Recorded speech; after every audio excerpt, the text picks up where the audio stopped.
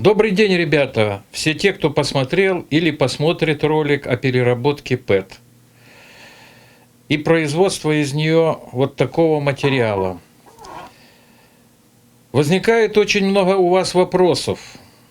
К сожалению, отвечать на эти вопросы не всегда есть время, поэтому возникла идея ролика, в котором мы обсудим основные технические характеристики и все остальное для того, чтобы зрителям и слушателям было ясно и понятно. Поэтому перейдем к делу. Разрешите представить Александра. Это основной вдохновитель, это руководитель этого проекта.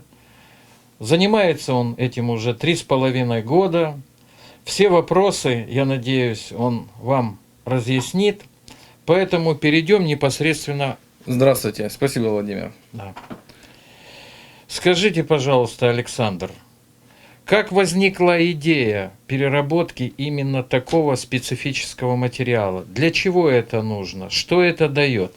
На сегодняшний день все мы понимаем, что жизнь и деятельность человека оставляют за собой много мусора.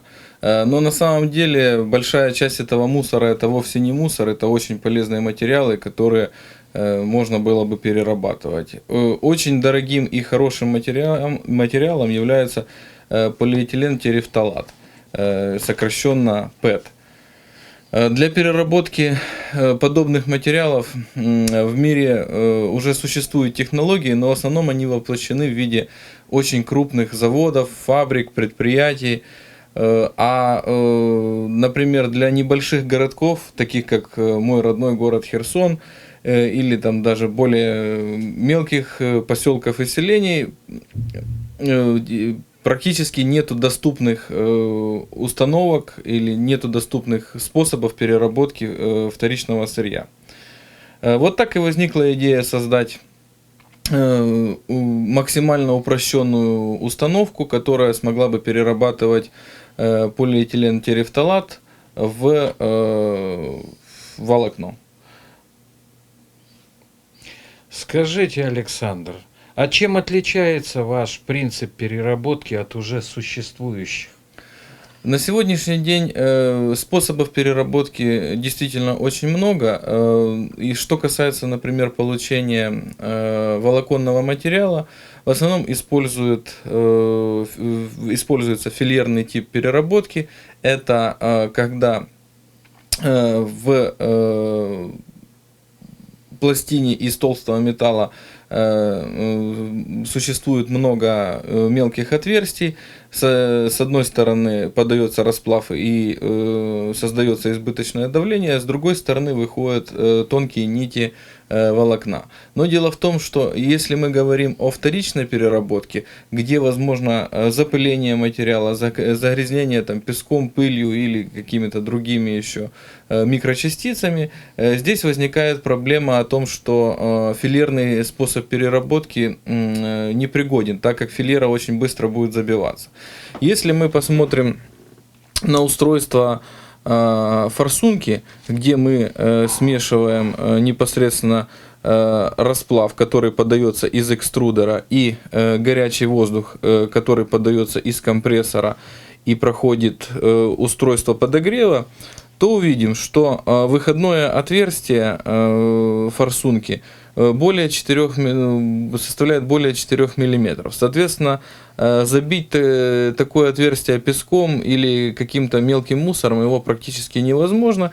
И в крайнем случае есть возможность открутить форсунку от экструдера, если, скажем так, уже там забилась. И можно ее, соответственно, просто механическим способом достаточно просто прочистить, не прибегая там, к ультразвуковым способам чистки и другим более сложным вариантам. В общем-то вот так. То есть этот способ достаточно прост, достаточно надежен и не требует, скажем так, супер большого предприятия. Это может быть, наоборот, наша идея была не создать эту технологию для укрупнения, для больших фабрик, по переработке вторсырья, а для того, чтобы в итоге эту установку можно было сделать в размере стиральной машины, ее можно было использовать там у себя Ну, на- чуть ли не у себя в гараже. Чуть ли, да, да, действительно вот такая гаражная технология, то есть как чтобы каждый мог использовать и применяя даже не 380 вольт по напряжению, а даже просто вот как бы 220 бытовой, ну, использовать ее в бытовой сети. Ясно. То есть, я так понял, это вполне бюджетный вариант переработки ПЭТ-материала вот в такую вот вату ПЭТ. Да, относительно других способов, то есть, конечно, он намного более... Ну и сколько более дешёв. приблизительно будет стоить это устройство для переработки этого материала? Смотрите, на сегодняшний день, к сожалению, мы пока что не продаем готовые установки по переработке полиэтилентерефталата в волокно.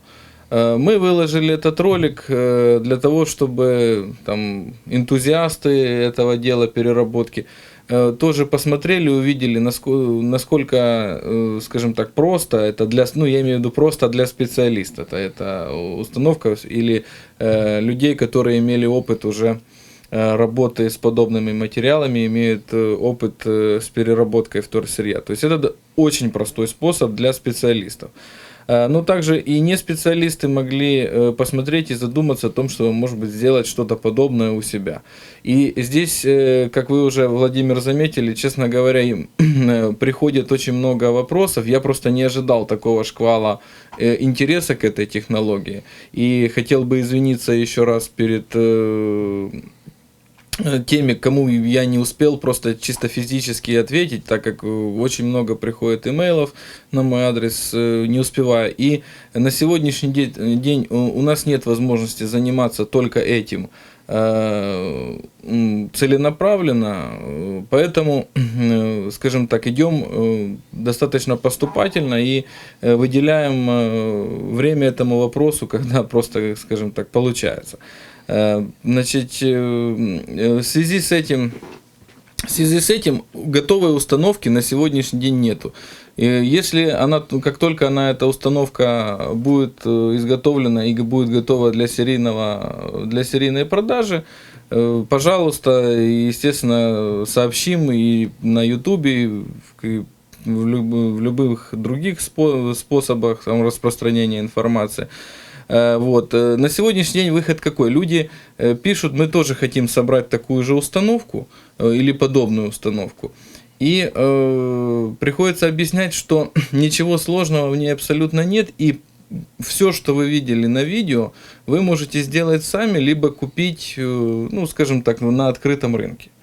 То есть нету проблемы в комплектующих, нету проблемы, скажем так, то есть ничего там такого, что не используется, что можно купить в этом обычном строительном супермаркете или там, заказать там, из Китая, практически такого ничего нет. Единственная вещь, которая не продается в магазинах, это опять же вот форсунка, которая и смешивает воздух и расплав таким способом, что на выходе получается волокно. То есть мы изначально не планировали продажу этих форсунок. Ну, сейчас люди обращаются, те, кто хочет, то, конечно, мы изготавливаем, но изготавливаем, опять же, под заказ.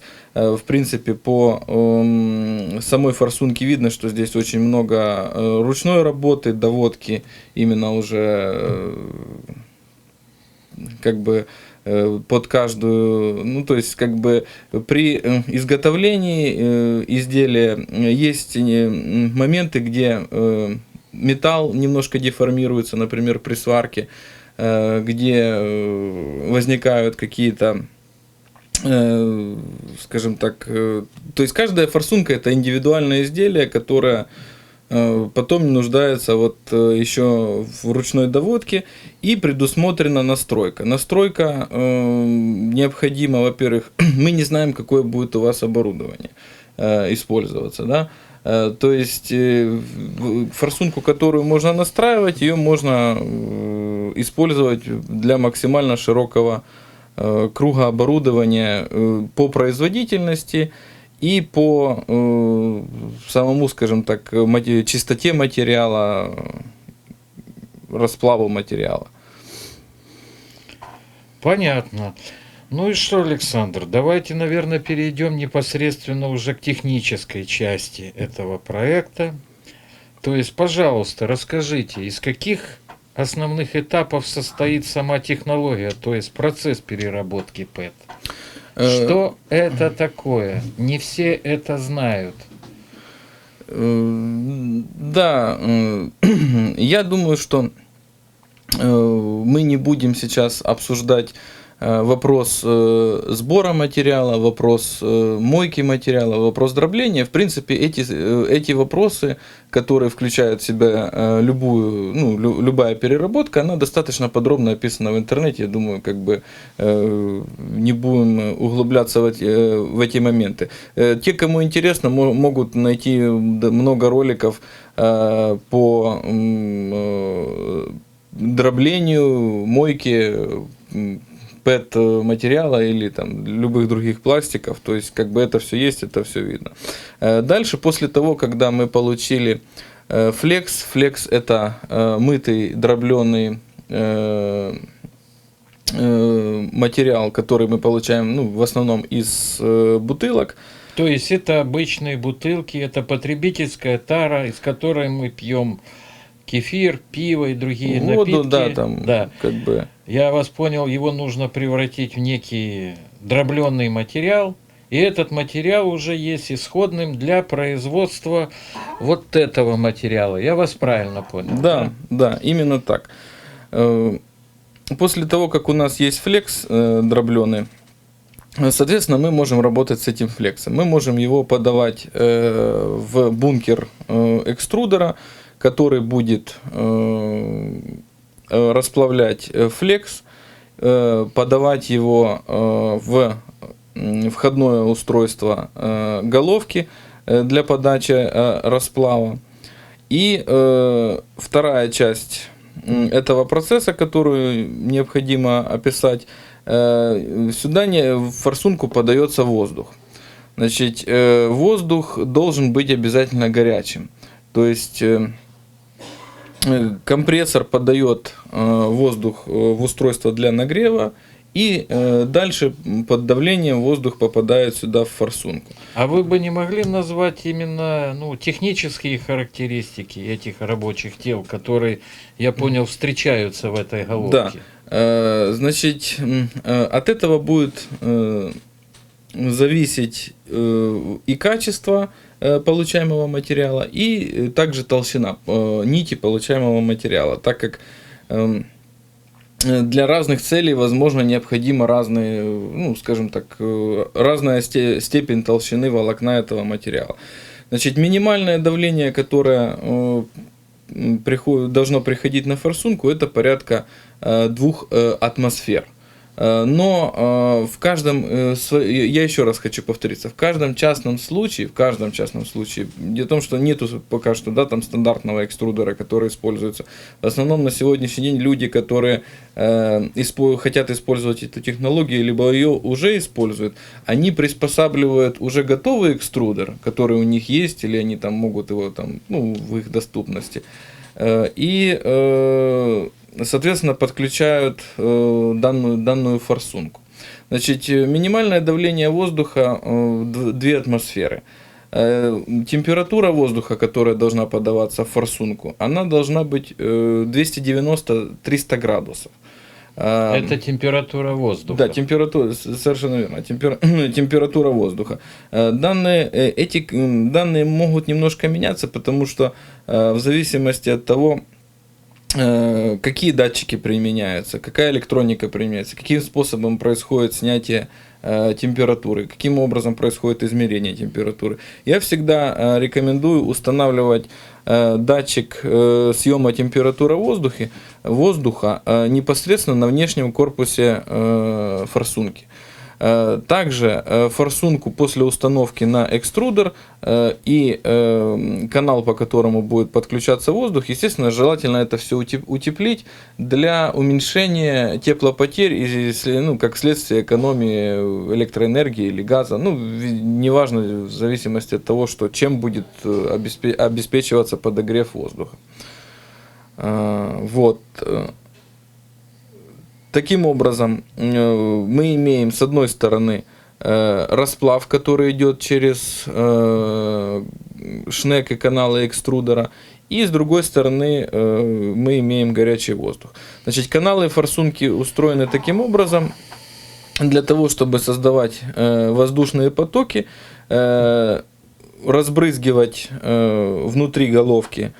Происходит разбрызгивание горячего расплава, который имеет температуру порядка 285 градусов, плюс-минус, опять же, в зависимости от экструдера. То есть текучесть материала должна быть достаточно высокая. То есть на предельных температурах, на максимальных температурах, до того, когда начинает происходить там подплавление, подгорание материала, это должно быть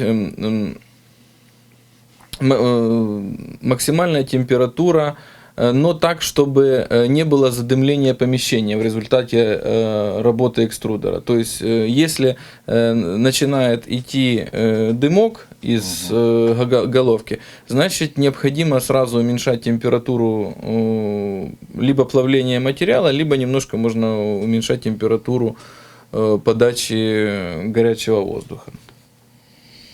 Ясно. Если я вас правильно понял, то в этой головке должны встретиться два рабочих тела.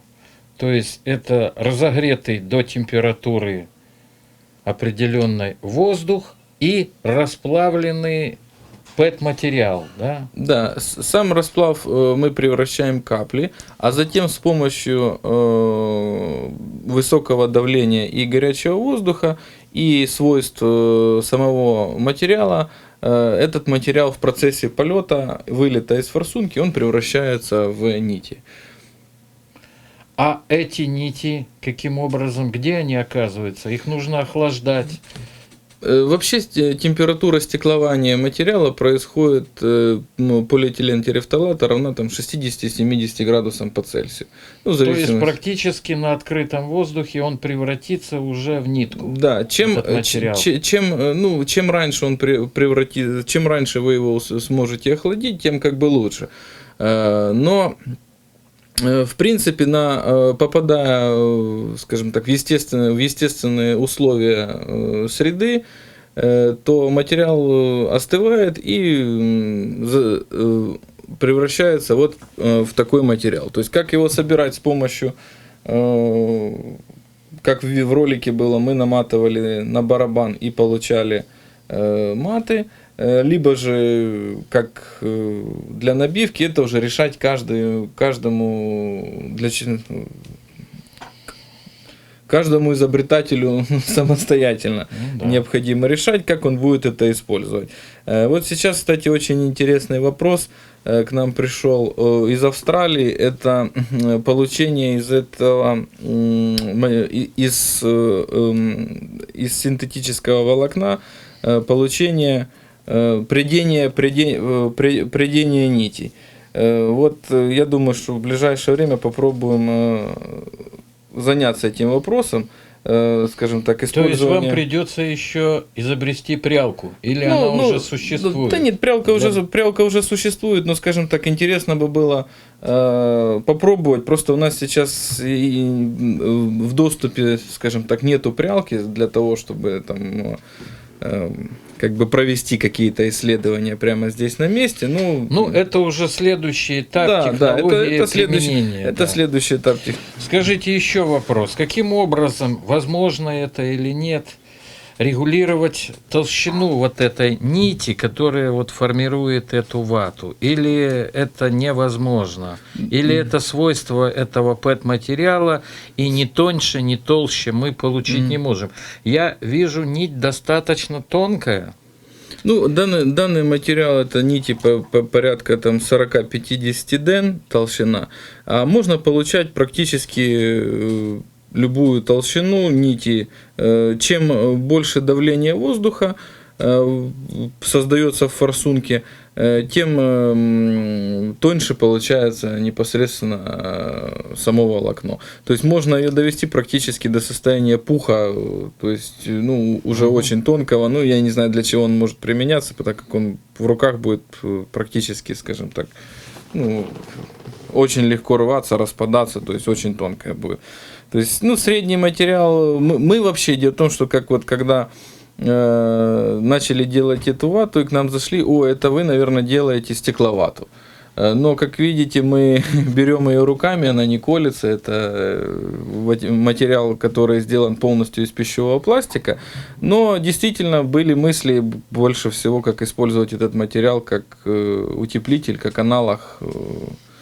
Ну, если это пищевой пластик, наверняка он может контактировать и с пищевыми продуктами. Ну, соответственно, да, то есть это материалы из бутылок, из которых мы пьем воду, там и остальные там напитки.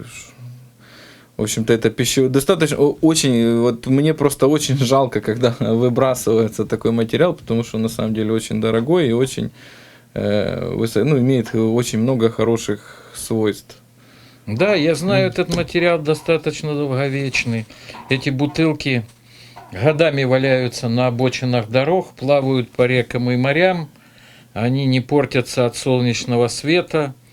То есть, видимо, этот материал имеет определенную все-таки перспективу по долговечности, прочности, наверное, так. Да, и как для природы этот материал очень плохой, так как он имеет период распада там более 1000 лет. То есть на самом деле там никто это еще пока не проверил, да, то есть вот точно. Но то, что более 1000 лет, это точно, он в природе, естественно, практически никак не разлагается, не перерабатывается, не распадается. Поэтому чем больше его будет переработано человеком, тем меньше будет загрязнена окружающая среда. Ясно. Теперь еще вопрос по технологии. То есть, насколько я понял, уже существуют экструдеры, которые способны приготовить флекс в виде, ну, скажем так, жидкой массы определенной температуры. Да. Тут, я как понял, нового слова нет. Никакого. Да. Существуют некие устройства, которые смогут подогреть второе рабочее тело, то есть обычный воздух, до указанной вам температуры. В чем же состоит, вот, ну, скажем, ноу-хау этой установки?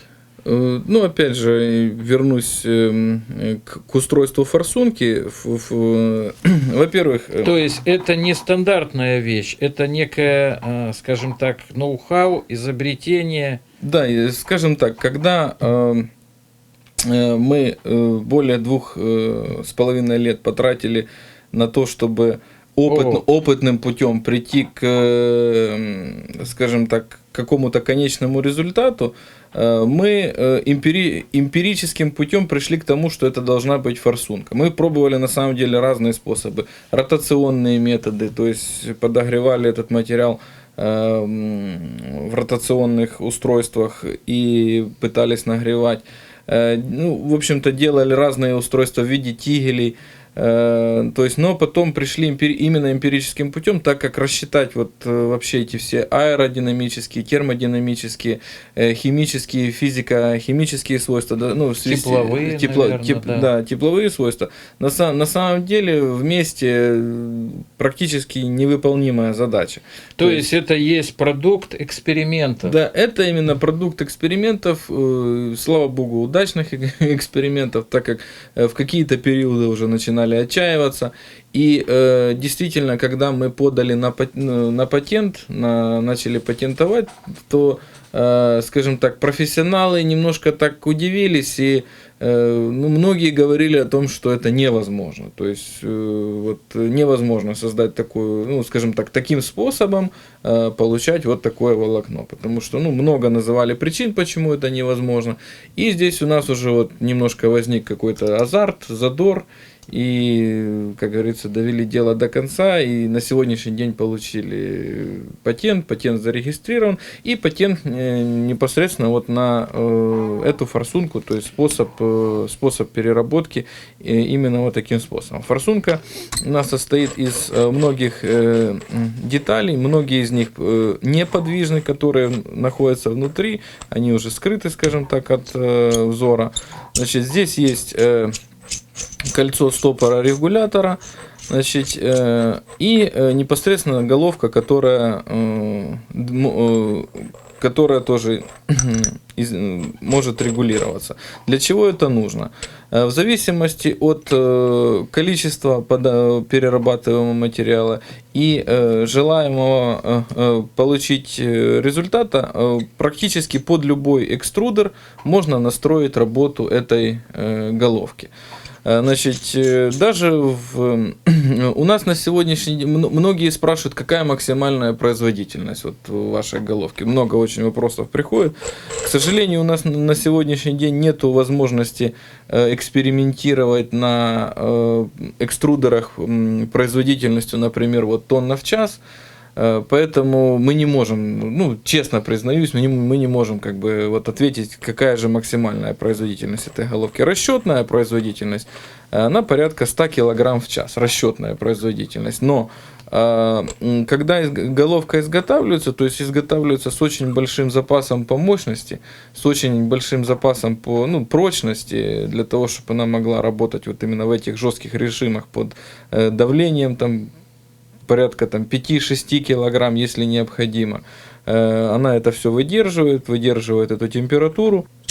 То есть, насколько я понял, вся геометрия этого изделия есть продукт длительных экспериментов. Да, длительных экспериментов. И все эти диаметры, все эти расстояния, все эти отверстия, это есть, так сказать, дитё, рожденное с некими муками. Да, именно рожденное в муках. Что касается вот работы с головкой, значит, здесь есть стопорное кольцо, которое необходимо использовать для фиксации в головке уже в рабочем положении. То есть хотел бы обратить внимание на технику безопасности еще.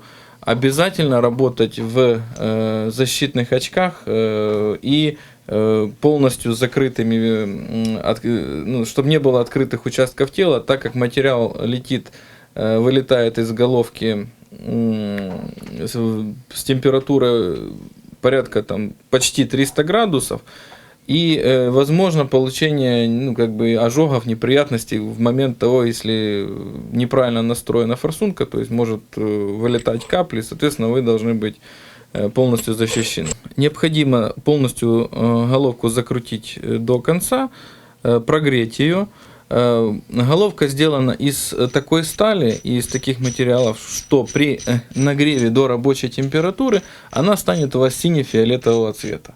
То есть это является как индикация, как дополнительная индикация. То есть визуально можно уже определить готовность головки к работе, да? Да, но визуально это, скажем так, способ очень неточный, поэтому обязательно использование датчиков температурных, которые будут снимать температуру с головки, и после прогрева, соответственно, ваш датчик показывает вам о том, что головка нагрета до необходимой температуры. Дальше вы можете подавать расплав из вашего экструдера для того, чтобы не получилось, что если вы подадите расплав в холодную головку, он здесь просто застынет, и не будет никакого выхода. Страшного в этом ничего нет, просто это смена потеряна, вы пока открутите, пока почистите, то есть вы не сможете получать материал. Дальше, если в том случае, если вы вовремя, скажем, произвели все действия в правильном порядке, то есть включили воздух, прогрели головку, подали материал, у вас начинает выходить, скажем так, расплав.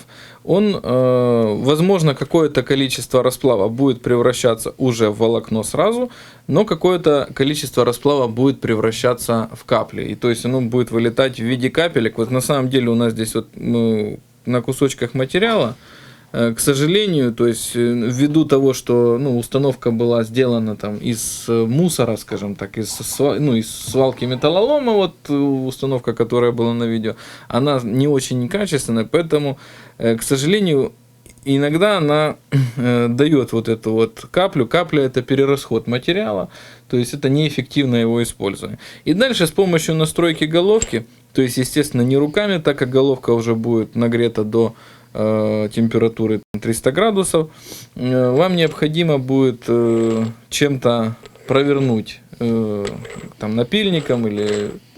То есть, насколько я понимаю, изменить аэродинамику выходящего совершенно, вот этого потока. Да, совершенно верно, да.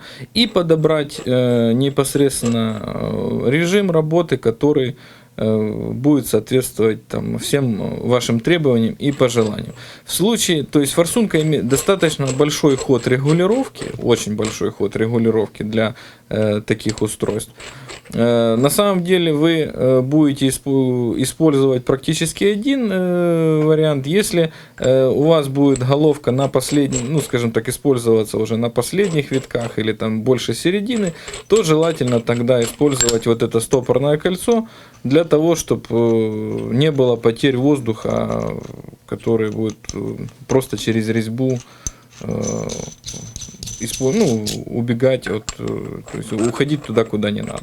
Как вы себе представляете применение вот этого материала? Что он даст человеку? Либо это просто материал, который можно утилизировать, он быстрее, так сказать, под природными явлениями распадется, либо что это такое, куда его можно применить? Вы знаете, применение данного материала очень много, вот сколько людей, столько и мнений, вот, от изоляции до фильтровального материала, вот еще люди пишут, там, хотят делать нить.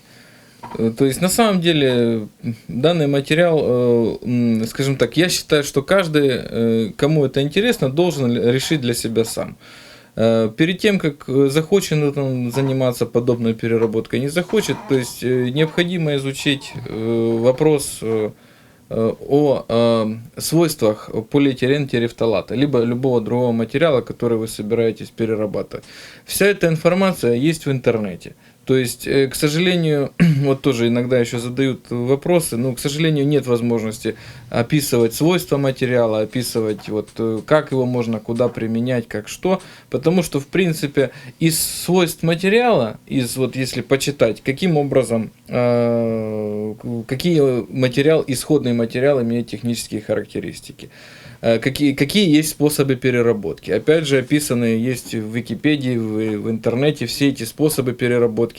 И указаны, какие должны быть экструдеры, там, какие шнеки должны быть идеальны для переработки этих материалов. Поэтому, когда вы строите свое устройство по переработке материала, либо пытаетесь приспособить какой-то другой экструдер, то есть все это описано, ничего нового, никаких открытий здесь нету, здесь все подчиняется всем тем, скажем так, стандартным законам, которые сложились уже за большое время опытов, скажем так, с момента изобретения вообще этого материала. Тут можно предвидеть массу применения этого материала. Это, в принципе, пищевой материал, то есть он может контактировать с пищевыми продуктами. Видимо, через него можно будет фильтровать какие-то пищевые жидкости или пищевые полуфабрикаты. Возможно, этот материал найдет свое применение в строительстве для утепления, либо фиксации материала, либо даже банально при упаковке бьющихся предметов, может быть. Дело в том, что это ж не стекловолокно, то есть он не вреден, он не отравляет воздух мелкими вот этими кристаллами стекла. Плюс он, например, если сравнивать его с минеральной ватой или стекловатой, то да, этот материал горюч.